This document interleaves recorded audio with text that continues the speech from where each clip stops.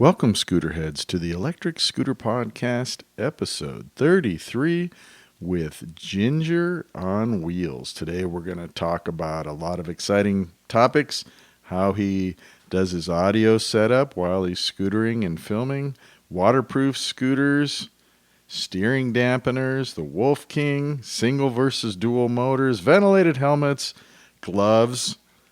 Spoiler alert, he likes the Icon Super Duties. Also, we're going to get into it a little bit with his DIY van and talk about Dagwood's horrible music. And there is some irony that we discussed audio because the Electric Scooter Podcast, episode 33, is a little experimental in that we are putting one voice in the left channel, one voice in the right channel. I'm not sure if I'll do this again. I'd like to get your feedback on this, dagwoodstreets@gmail.com or the Electric Scooter Podcast Facebook page. I think it should be pretty good if you're listening on speakers because it's almost like you're in the room with the two people. But then I thought, well, some people like to hang one earphone out of one ear, and that's probably not going to work too good. One side will be really weak and the other powerful. Anyway, just something we're trying. I don't have to do it again. Maybe the next episode we won't do it. But here we go with episode 33. Enjoy.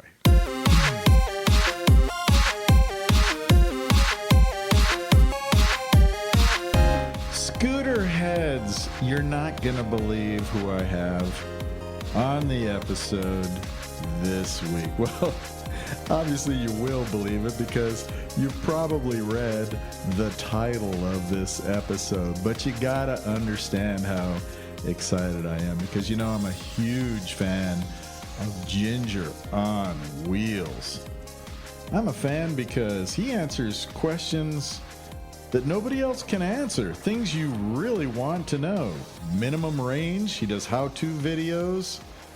His video production is outstanding. He's interesting to listen to. He knows what he's talking about, and best of all, he's unbiased. That's right.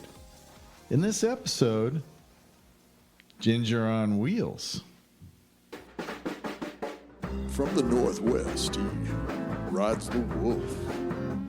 When it comes to speed, he's not a cringer. He's got a DIY van. I'm telling you, he's the man.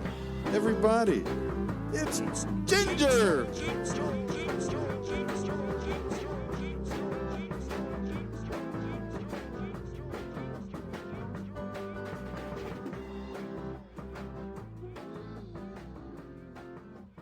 So I'm going to start off by embarrassing you a little bit because I'm going to tell you straight off the bat, unabashedly, I'm a fan. I like what you do.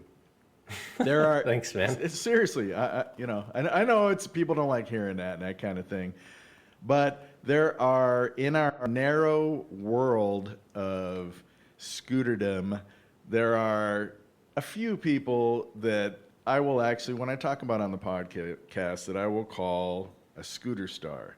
You know, there's Paul and Chuck from ESG, Zero to Epic. He's got to qualify. I mean, the guy went across the United States on scooters.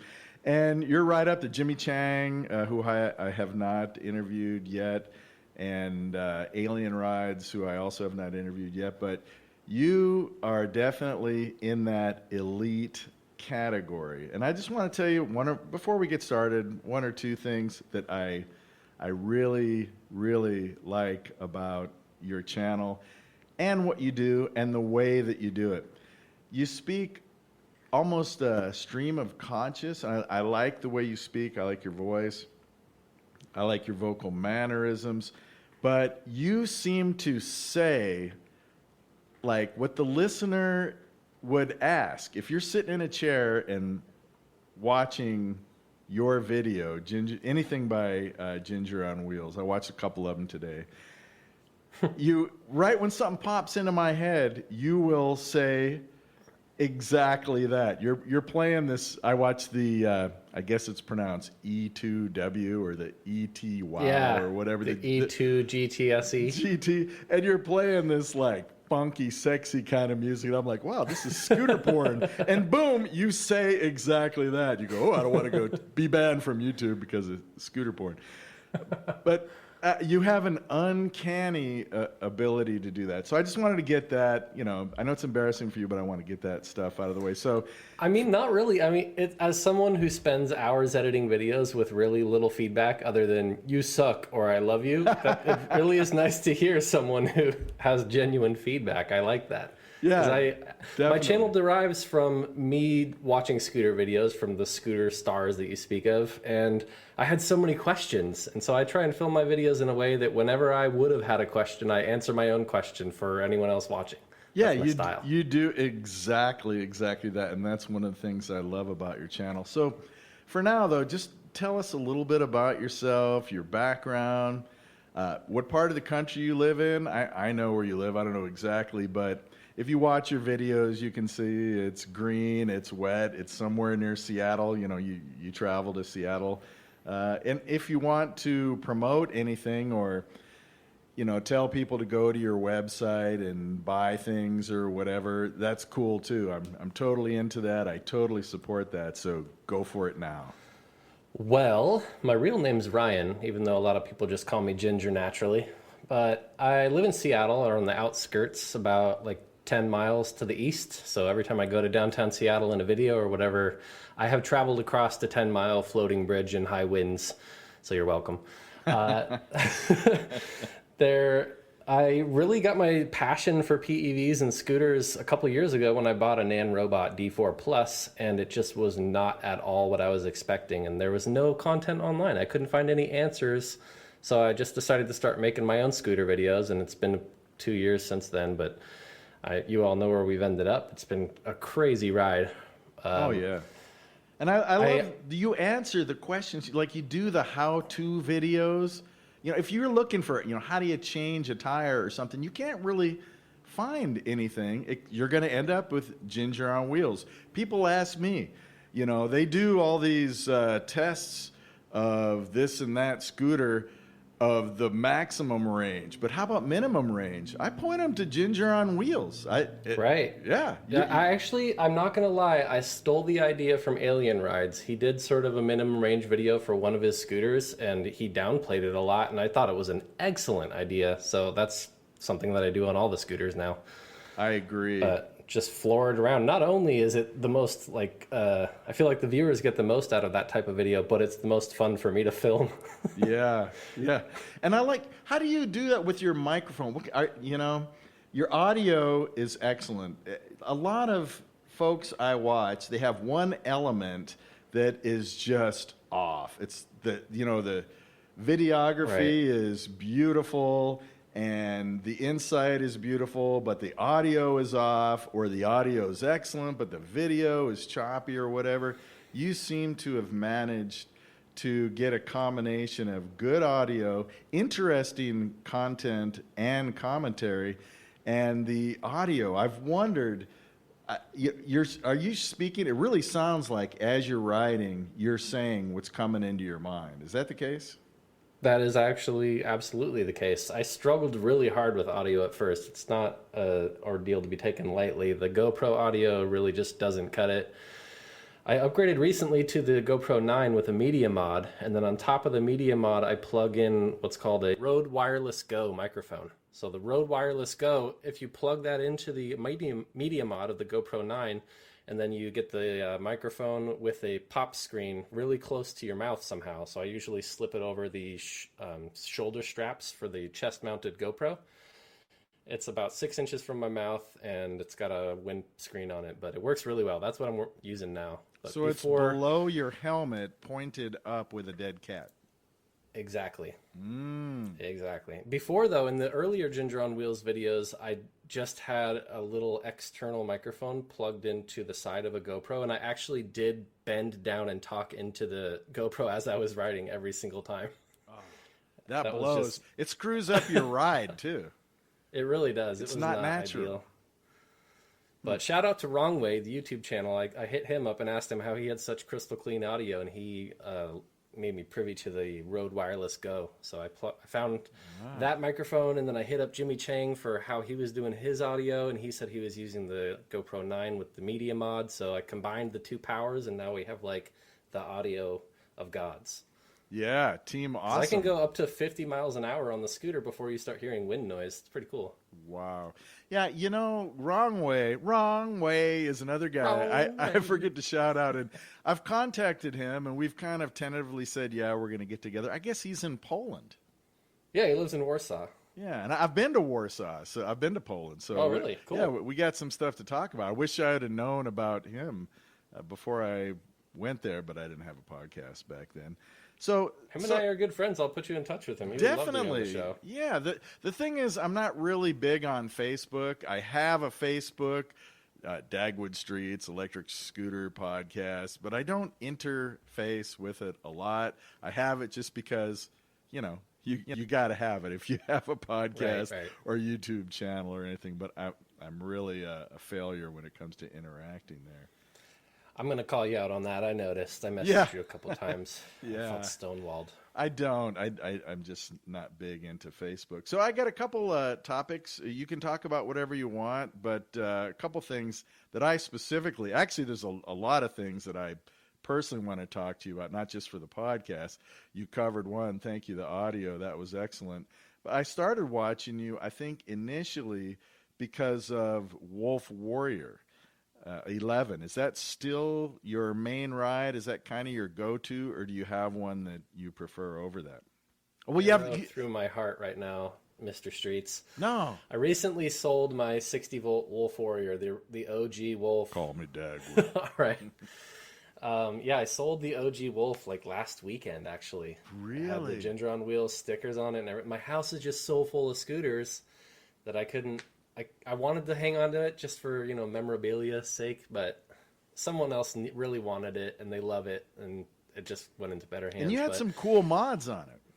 I did. I upgraded every single screw to stainless steel screws. Yeah. I waterproofed underneath the deck plate. I waterproofed with silicone inside the ingress holes where the cables would go into the deck. I took off the motor stator covers, and I covered the stator wires in grease and screwed those back in so it's all completely watertight, or should be on the motors. But that scooter they don't come watertight. No, no scooter does really, except the 9-Bot Max in my experience. And the eMove Cruiser. That was another waterproof one. I don't concern myself with water because I live in Las Vegas you live in Vegas. But you know what I do concern myself with? It's very similar, is dust. Because I go completely off-road. I go out in the boonies and scale hills and stuff. I have the Wolf with knobby tires. And I'm telling you, that thing is way less than waterproof. I mean, my deck, I don't know if yours is like this, but it's not even, it's a little bit warped. It's not completely level. If you look, even with the screws all the way tightened in, I can shine a light on one side. I can see all the way through from one side of the deck to the other. Really? Yeah. That's not supposed to happen. Do you have there's a 1/16 of an inch rubber grommet that goes around the perimeter of the deck. Maybe you're missing that. Maybe. I'm not sure. I sent a picture to Melvin at Voro Motors, who they've been very good to me. Again, I'm not monetized. And one of the things I wanted to mention about when I was giving you all the compliments, too, is that how it's so obvious to me that you're completely unbiased. And I love that. I mean, you will point out things that need to be pointed out. If something's good, you're all over it. All the questions I have, I might be wondering, what about a thumb throttle on that? And boom, it's like you read my mind. You start talking about the thumb throttle. I don't know how you do it. Yeah, I try really hard to stay unbiased, and I make a lot of vendors and affiliates unhappy by speaking my mind. But at the end of the day, they send me another gadget to test because people really do appreciate when someone speaks their mind. You're going to get more views if you're honest. Exactly, yeah. People will share the video if there's something in your video that isn't in anyone else's. And to be honest, most scooter videos look a lot like commercials to me, so I'm trying my hardest to steer away from that. Yeah. You're exactly right. When I'm thinking about what YouTube channels I want to watch, I do steer away from the more commercial oriented, hey, buy this, it's so great, it's so great, it's so great. And some, you can even see through, they'll throw in something that's a little bit derogatory to make you think. It's like they're trying to say, hey, look how unbiased I am. They'll say, I don't like the font on the LCD readout or something, or when the sun is shining brightly on it, it's not that clear. But otherwise, it's an absolutely 100% perfect scooter. You know, I'm not really buying that. Yeah, no scooter is that great. You could, as a viewer, you can see right through that. Yeah. Honestly, when I was a newbie viewer coming from someone from the mountain bike arena into the scooter arena, I couldn't see through it. And looking back on it now, the amount of tomfoolery going on kind of scares me. So that's sort of my mission. Yes, jacassery. Jacassery. From the Northwest, he rides the wolf.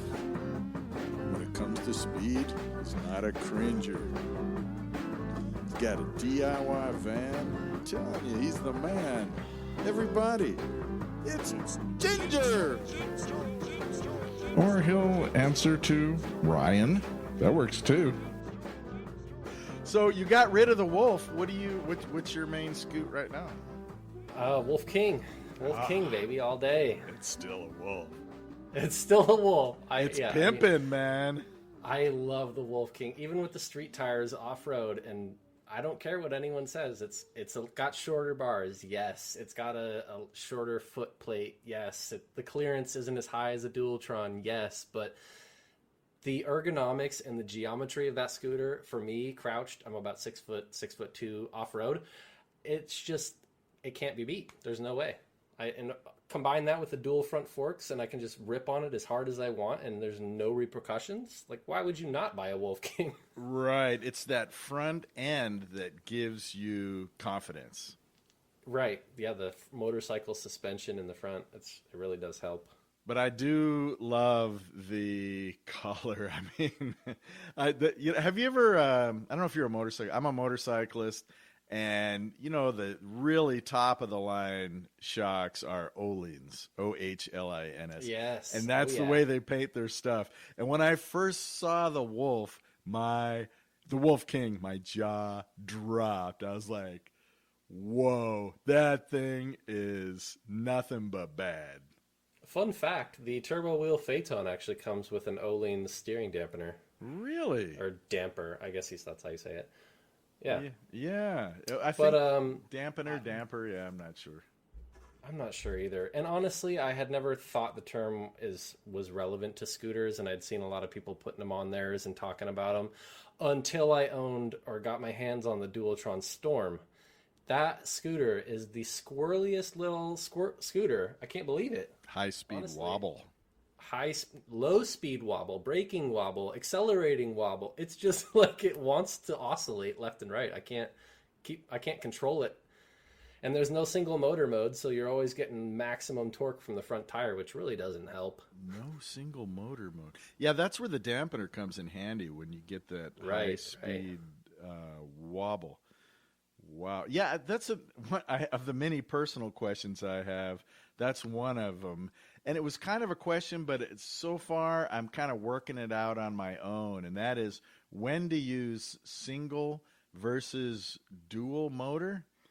And when I'm off road, that question is impossible to answer because it depends on hill, incline, whether it's sandy or hard pack, what kind of rocks. It's just, I keep my finger on that, or my thumb on the single dual mode constantly when I'm off road. Now, absolutely. I listened to a podcast where you were saying that you're constantly switching between dual and single and eco turbo. Me too. That's how you have to ride the scooters, unfortunately, because we have square wave, or what do they call it? Yeah, square wave controllers. When we start getting sine wave or pure sine wave controllers in our scooters, it's going to just be so much better. It'll be like a car where you can modulate the throttle activity, linearly. One or two things that were better actually about the Wolf 11, because I had both. I had the 11 and then the 11 Plus. And now I've got two 11 Pluses, one with knobby tires and one with street tires.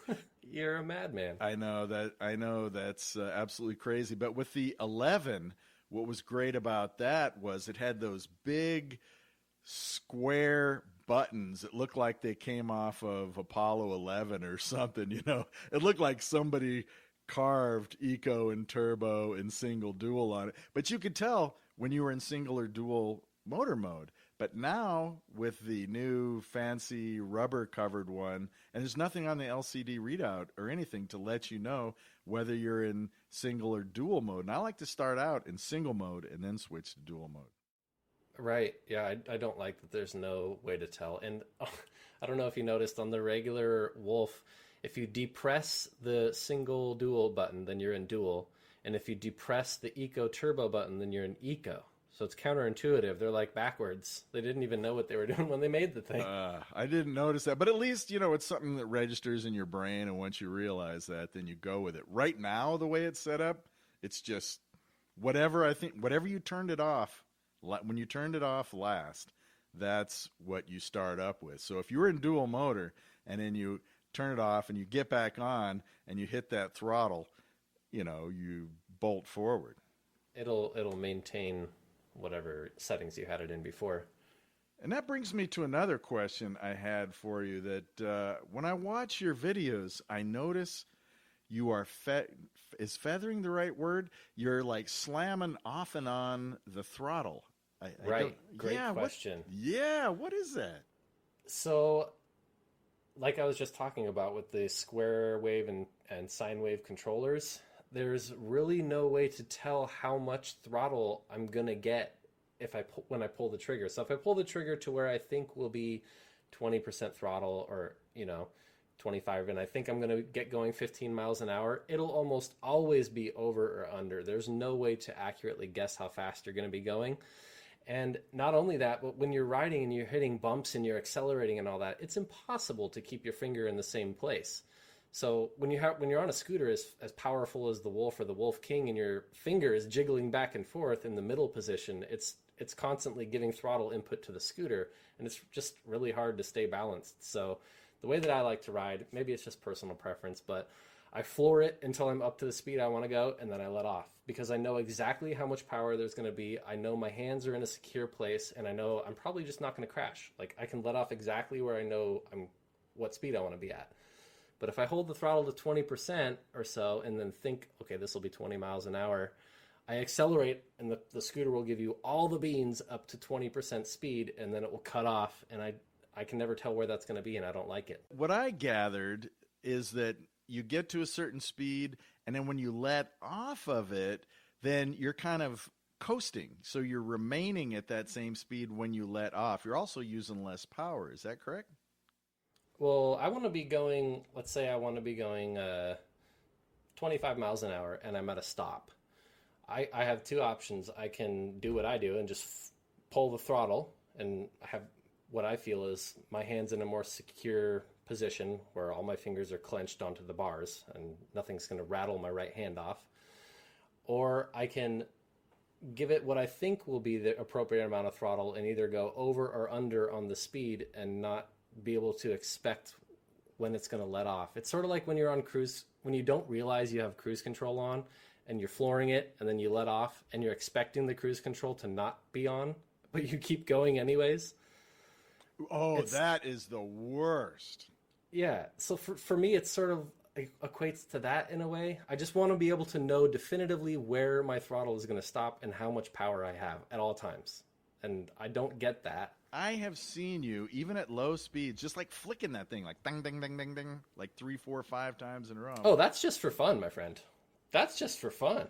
If the whole reason you're going to buy a 72-volt scooter that goes 0 to 30 in 4.9 seconds is to feel the torque, I want to feel that torque when I'm riding, baby. I'm pumping the battery down. I'm getting my fun out of it. I also wanted to ask you again, your helmet. Since it's really hot here, I'm never concerned really with keeping my head warm. In the wintertime here, I wear my motorcycle helmet. But you wear a Bell helmet, and this is probably bad on me. I should have probably just looked on your webpage. It's probably there. But you wear a Bell helmet that looks like it would be really cooling, like it has really good ventilation. Yeah.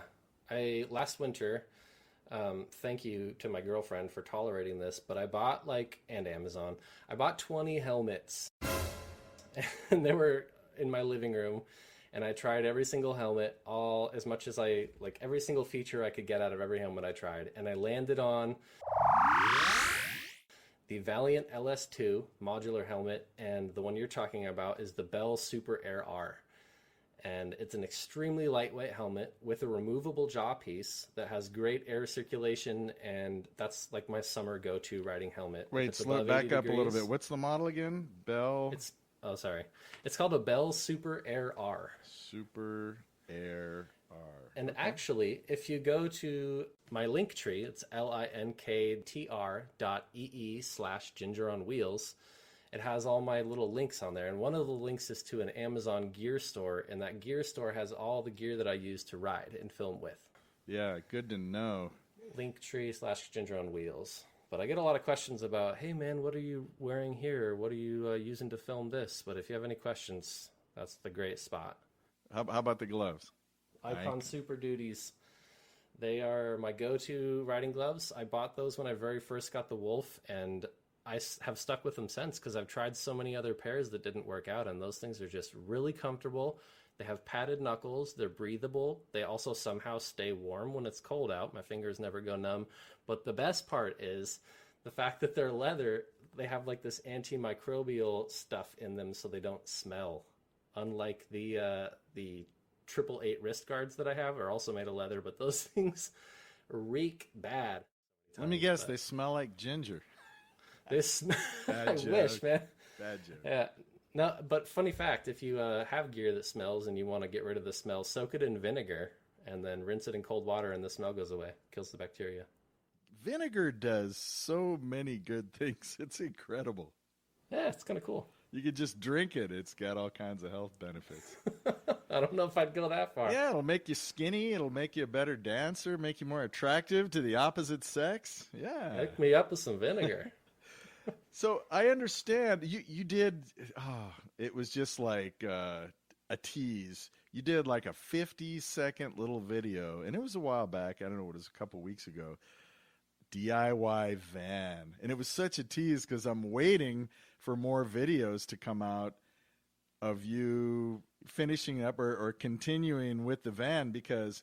I have a 1991 Chevrolet van with the 350 engine, and that's what I did. I am not handy like you, but I have friends, and I circled the entire United States, and at different places I had different friends helping me hook things up, and it's part of my passion. That sounds really fun, actually. I'm telling you, what I like doing, and it was so cool for me to see that you're doing it, is throw the scooter in the van and cruise to cool places to scoot and then film them or I make podcasts about them. Everybody wants to see YouTube. They'll say, do you have a YouTube video? So I kind of, every once in a while when I do a podcast on location, I'll throw up a YouTube video to kind of go along with it. But I'm not Steven Spielberg. They're not the best. They're okay. But it looks like you're headed down that route. Did I infer too much, or is that your plan too? No, you definitely hit the nail on the head there. Yeah. That's my plan, is to build out this 1999 Dodge Ram camper van that I got, and I'm pretty close to finishing. But I just want to be able to chuck a couple scooters or a unicycle in it and drive around and camp wherever I want, fully self-sustaining. But I've spent the last couple of months building this thing out as best I could. I bought it, and it was just a completely rotted, rusted pile of I wish I hadn't bought. And I gutted it all the way out. Been building it. I built the walls, bed. I got all the electrical in. I got a diesel heater in. I have fast charging capabilities for the wheel that's derived from solar. I've got a 200 amp hour, 12 volt battery in there to run all the electronics. Mounted a TV, like microwave, sink. I even built in a little custom EUC stand, so I've got a place where my EUC can stay while I drive that won't fly around the van, or, I made the scooter, the bed, the legs of the bed, when the bed is slid out, it's exactly as long as the eMove Cruiser, so I can slide that under my bed. Ah. But it's like my ultimate dream come true, really. Where is the bed? The bed's just in the back. It's a couch that's along the rear right side of the van, and then you can slide it out into it's got slats, and it'll slide into 3 different sections, and it has a folding mattress that slides over the whole top of it. Because that's my favorite configuration, is the mattress all the way to the back. But one thing I also like is the way I built mine is that it's always a bed. You don't have to do anything, like when it's bedtime, you don't have to slide stuff out or do anything. I just built it with piano hinges so that you can lift up either side and you can access tools and things underneath it. I actually did a similar thing. I didn't use the piano hinge. I cheaped out. Those were like $17 whole. But I bought a couple of cheapy hinges, and you can lift mine up and access storage underneath when it's in the couch position. But yeah, you and me are thinking alike on this little scooter thing, with the van thing. It just seems like the best thing to do. Even when I'm driving down the street, I see something off the side of the road, and I'm like, that looks like a cool place to scooter. And I come back, I usually get the wife, and she can hang out and take a nap or look at her computer or phone or whatever, because like you said, it's self-contained. We call it like our little condo on wheels. And she just hangs out there while I go cruise, whatever, do whatever I want to do, film, record, or just ride. You know, increasingly too, I want to just ride. I'm filming a little bit less to be more in the moment. Me too, man. But it's the way to go. Just this last week, I think we talked about this on the side a little bit. I was in Santa Cruz. I went to 17 Mile Drive in Monterey, California, which is stunningly beautiful. And then I went down to San Diego and scootered around this reservoir called Murray Reservoir. It's a lake, but it's called Murray Reservoir, and that was just beautiful. If I get up off of my butt, I might have YouTube videos coming on that. And what I kind of do is I just roll the film and just put music. I do original music, so it's not great Dude, music. I love your music. Are you kidding me? Get out the of little here. songs you come up with for the podcast have Really? me rolling. I'll be out on the trail at 11 o'clock at night listening to your podcast, and you're come up with this ridiculous song for the intro or whatever. Oh, that's I'll just cool. actually stop and laugh. Well, I got one for you, can't. brother. I got one for you. It's going to be on this podcast. You'll have a chance to hear it when the that's podcast comes out. I can't wait. I hope you like it. It's so amateur. It's too good. It's the voice of a guy who's not monetized and really just couldn't give it. That's, you know? That's exactly what it is. Everybody in my family thinks I'm nuts, and they go, turn it off. That's crazy. That sucks. But whatever. No way, dude. Yeah, like It's you said, I'm super just fun. doing I it. love it. It's like it's for adults who are still kids at heart. Thank you. You are saying exactly what I hope a listener would think when listening to my music.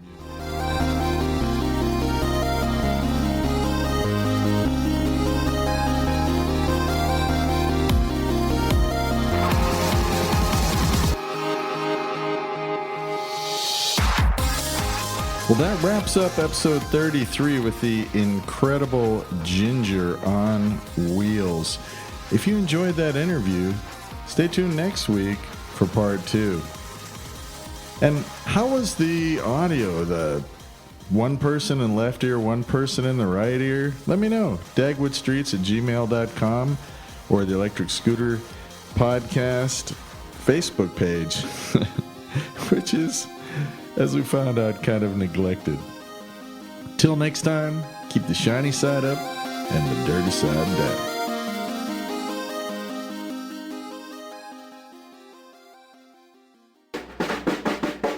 From the Northwest, he rides the wolf. When it comes to speed, he's not a cringer. He's got a DIY van. I'm telling you, he's the man. Everybody, it's Ginger!